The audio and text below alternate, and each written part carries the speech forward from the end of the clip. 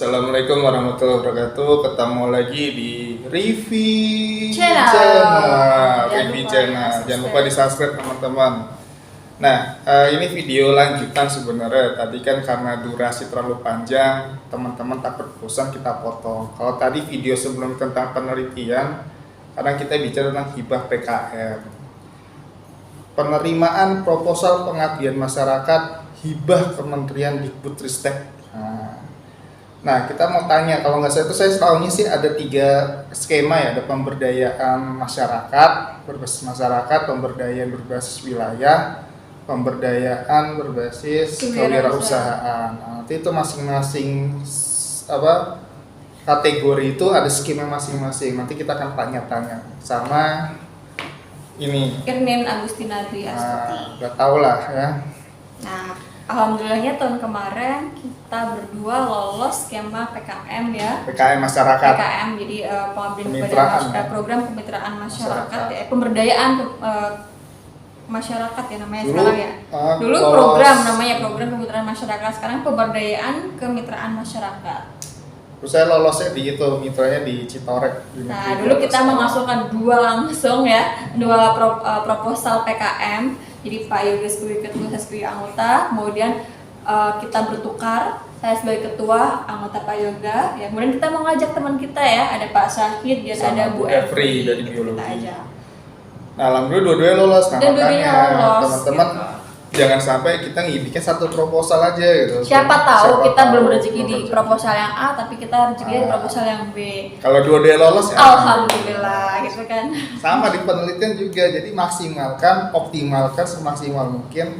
Ya kalau Pak nanti kalau lolos dua-duanya gimana? Lolos semuanya alhamdulillah. Nanti kita ada tips and triknya itu dengan cara melibatkan mahasiswa dalam kegiatan penelitian maupun pengabdian pada masyarakat. Nah, itu mungkin di podcast lainnya kita akan bahas. Nah, coba dijelaskan sih PKM atau pengabdian masyarakat ini skemanya apa aja yang dibuka, syarat-syaratnya apa sih gitu. Jadi untuk tahun 2023 ini alhamdulillah sudah dibuka semuanya. Jadi 2 tahun sebelumnya itu yang dibuka hanya skema PKM saja karena kan masih kondisi dananya darurat dan Covid gitu ya. Nah, untuk tahun ini alhamdulillah sudah semuanya terbuka dibuka lebar ya gitu. Jadi ada skema pemberdayaan berbasis masyarakat TBM itu ada 3 ada ya. Apa aja itu? Nah, yang pertama adalah pemberdayaan masyarakat pemula (PMP). Nah, masyarakat pemula dulu namanya adalah PKMS, Program Kemitraan Masyarakat Stimulus. Ya. Jadi sekarang namanya PMP ya, pemberdayaan masyarakat pemula. Nah, ini khusus untuk dosen yang klasternya adalah binaan. Kampusnya ya, nah, kampusnya binaan binaan bisa ikut ini. Syaratnya adalah jarak lokasi maksimal ada 100 km. 100 km. Kemudian masalahnya itu hanya cukup satu permasalahan ya. Jadi misalkan kita mau di sekolah bisa, karena di sekolah kan permasalahannya hanya satu, itu bisa. Kemudian dananya maksimal ada 25 juta. 25 juta Mas. 25 juta seperti itu. Dan yang kedua ada namanya adalah pemberdayaan kepada masyarakat PKM. Ini yang kita pernah ikut itu ya? Ya, kita pernah ikut yang skema ini PKM. Nah, PKM ini untuk yang klaster selain binaan. Selain binaan semuanya ya. Boleh. Kemudian jarak lokasi maksimal 200 km. Atau bisa lebih dari 200 km asalkan masih satu provinsi. Seperti itu. Kemudian permasalahan yang dihadapi mitra itu 2 permasalahan. Ada 2 masalah. Dan wajib multidisiplin ilmu, minimal 2 kepakaran yang berbeda. 2 kepakaran yang berbeda dalam satu tim. Jangan semuanya fisika semua, matematika semua, jangan. Tapi kita lihat itu concern di pengabdian tentang apa, disesuaikan. Nah, seperti itu baru deh anggotanya kita masuk ke situ. Itu pagu maksimalnya 50 juta. Nah, ya maksimal anggarannya adalah 50 dan pelaksanaannya monotahun, setahun. Untuk abdimas yang berbasis masyarakat ini memang monotahun ya. Untuk PKM pelaksanaannya 8 bulan, untuk yang PMP tadi adalah 6 bulan. Kemudian ada yang terakhir adalah pemberdayaan masyarakat oleh mahasiswa. Nah, ini yang baru nih teman-teman, namanya PMM. Kalau dulu mungkin yang KKN ya. Jadi PMM itu selain perguruan tinggi yang klaster binaan, tapi perguruan tinggi yang bisa ikut di PMM ini adalah perguruan tinggi yang mewajibkan mata kuliah KKN. Oh, ada mata kuliah wajib KKN. Nah, sehingga bisa mengikuti ini. Dan untuk PMM ini wajib berkolaborasi dengan lintas klaster asalkan dalam LLDikti yang sama. Lintas klaster dalam Betul. LLDikti yang sama. Kalau kita Unindra nggak bisa ya, karena nggak ada mata kuliah wajib KKN. Itu belum bisa itu. Baru Nah, mata kuliah pilihan. nah, semua bidang di skema pemberdayaan masyarakat ini wajib melibatkan mahasiswa minimal 2. Minimal 2. Karena apa? Karena nanti ini akan dikonversi dan konversi SKS-nya. Jadi teman-teman mahasiswa kalau ditanyakan dosen, mau nggak ikut abdi mas dosen untuk hibah? Mau banget. Iyalah, Karena apa? konversi. Konversi minimal 5 maksimal 20 SKS. Konversi dapat, pengalaman dapat, kompetensi dapat. Gitu. Nah, karena nanti ini di dalam proposal itu akan ada hubungannya dengan MBK, ada IKU yang terkait. IKU ya, indikator IKU. kinerja perguruan tinggi. Nah, seperti itu. Kemudian kalau yang PMM tadi yang saya sebutkan itu minimal ada 20 mahasiswa. 20 Jadi memang mahasiswa yang yang PMM. mengambil atau yang akan mengambil mata kuliah kuliah KKN. KKN seperti itu. Nah, selain yang skema pemberdayaan masyarakat, yang kedua ada skema kewirausahaan tadi. Kewirausahaan. Nah, skema yang berbasis kewirausahaan itu ada kewirausahaan berbasis mahasiswa. Kemudian ada pemberdayaan mitra usaha produk unggulan daerah, PPUD kalau dulu namanya. PPUD. Nah, dulu namanya PPUD, sekarang namanya PMUPUT. Kemudian ada pengembangan usaha kampus PUK, PUK, dulu namanya PUIK kalau nggak salah. Nah, dari ketiganya itu berbeda-beda ya. Jadi untuk yang kewirausahaan berbasis mahasiswa, jadi di situ memang dosen yang untuk klaster selain binaan. Nah, di situ klasternya. untuk pelatih mahasiswa untuk berwirausaha gitu. Jadi memang di situ itu keberlanjutan dari mahasiswa yang memang sebelumnya sudah pernah ikut seperti program kreativitas PKM, mahasiswa, P2MW. P2MW. Nah, itu kalau memang mau berlanjut untuk bidang kewirausahaannya bisa mengikuti untuk yang ini gitu ya. Jadi ini wajib berkolaborasi dengan dunia industri. Terus ada mitranya. Harus ada mitranya ada Dudi. Jadi mahasiswa nanti ikut di tim ini, kemudian mereka belajar ke Dudinya seperti itu. Kemudian boleh lintas klaster asalkan masih dalam LDikti yang sama gitu. Kemudian yang kedua PMUPUT tadi yang usaha mitra daerah itu unggulan daerah. Dulu namanya PPUD ya.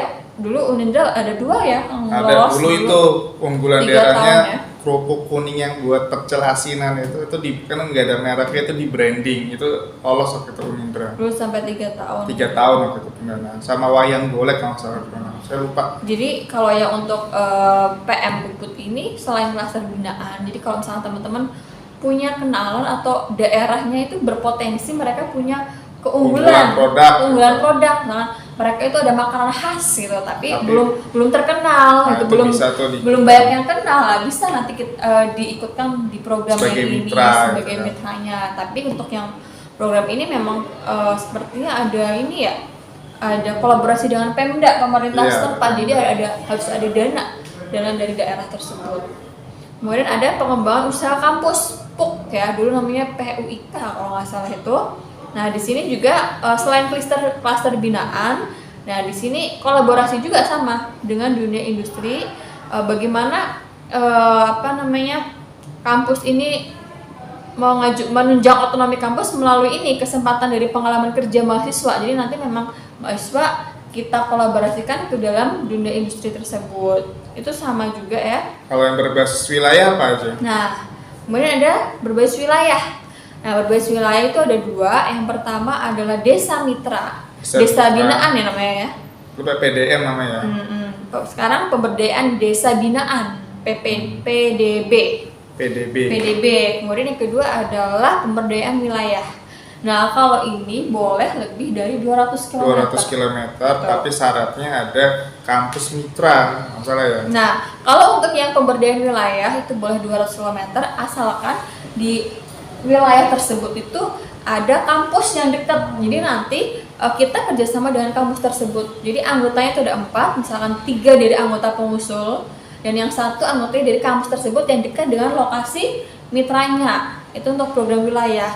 Dan ini kita harus lihat dulu dengan rencana desa Nah, ya. rencana RJPMD, jadi rencana seperti program kerja ya, Program kerja dari pemerintah. pemerintah. Kalau yang pemberdayaan wilayah berarti program kerja dari kabupatennya gitu. Kita lihat di situ gitu. Dan di situ harus ada anggaran dana dari pemerintahnya juga. Harus ada. Besar sekitar 20 juta seperti itu. Kemudian ada juga tadi pemberdayaan desa binaan. Nah, kalau dulu namanya PPDM. Desa Mitra dulu. Nah, kalau ini sama ini multi tahun ya, dari yang tadi berbasis kewirausahaan sama berbasis wilayah itu multi tahun. Nah, kalau yang di desa binaan ini selain klaster binaan perguruan tinggi yang boleh ikut, kemudian di dalamnya itu kita harus punya 2 kelompok mitra. Misalkan nih desa binaan kita adalah desa X. Nah, desa X itu 2 mitranya. Misalkan Karang Taruna dengan ibu-ibu PKK. Jadi permasalahannya juga masing-masing kelompok harus ada 2. Nah, setiap tahunnya nanti harus ada 2 dan bisa bergantian. Seperti itu. Jadi tidak melulu soal itu. Nah, untuk anggaran dananya cukup besar nih teman-teman bisa melihat ya. Saya 150 juta ya per tahun gitu ya. Ya, kalau yang multi tahun. Jadi untuk yang berbasis wilayah itu adalah 200 tahun sama 100 tahun. Jadi tahun pertama bisa 200 juta, tahun kedua bisa 150 juta. Kemudian yang desa mitra itu 100 juta minimalnya ya. Dan ada 10%-nya lah dari atau 10 juta dari desa tersebut. Seperti itu. Dan ini juga kita lihat Sintanya Pak Yoga. Sama ya? Semua harus terkoneksi, terintegrasi ke Sinta juga. Karena Sinta itu penting buat dosen gitu kan, karena menentukan bisa nggak kita ngajukan di skema pengabdian atau di skema penelitian. Nah, untuk Abdimas ini atau pengabdian masyarakat ini memang semuanya sama ya. Jadi ketua pengusul itu minimal jabatannya AA. Jadi harus sudah AA dengan skor overall itu di Sintanya adalah 50 untuk yang saintek dan 25 untuk yang sosial humaniora. Jadi memang semuanya harus berdasarkan Sinta sekarang ya. Sama track record itu penting. Oke, nah itu ya. Dan gimana sih biar lolos Pak Yoga? Nah, kemarin kan kita sudah lolos 2. Kita lolos dulu tahun 2018 2019 ya. Itu dulu kita kegiatan di sekolah di Serang itu lolos. Kemudian, tapi emang sih kalau di sekolah itu masalahnya agak susah ya. Paling ya seputar pendidikan memang. Tentang pendidikan, tentang kompetensi guru. Kalau bisa teman-teman di masyarakat. Akhirnya tahun kemarin di Citorek itu tentang pertanian, kita mengembangkan teknologi. Kemudian teknologi diterapkan di pertanian itu sama tentang pemasaran hasil pertanian itu. Dengan menggunakan kewirausahaan digital ya. Kewirausahaan digital.